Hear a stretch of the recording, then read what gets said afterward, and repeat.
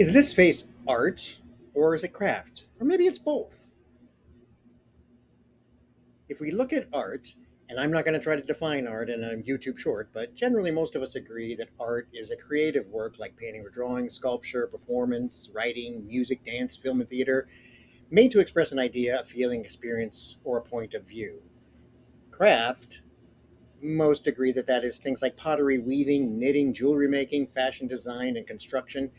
And those tend to put more of an emphasis on skill, materials, technique, and function.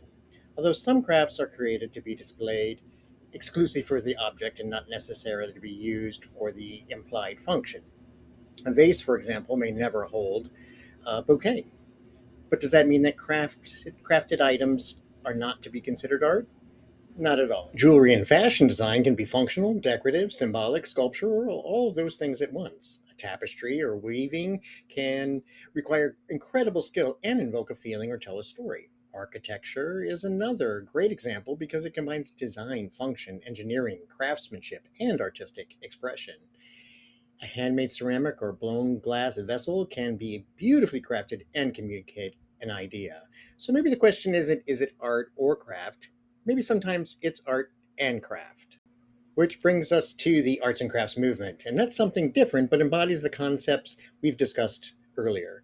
And it is intentionally nestled between art and craft. The arts and craft movement began in Britain in the late 19th century, partly as a reaction to industrialized and mass production of products. People including William Morris and John Ruskin argued for the value of craftsmanship, good design, and the connection between making and the maker. The movement wasn't just about making pretty handmade things, it was also about rethinking how things were designed, made, and valued, and made with technical expertise rather than by a machine.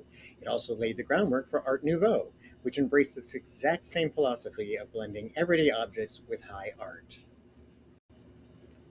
So, is it art, craft, maybe both? Or maybe we just don't need to decide.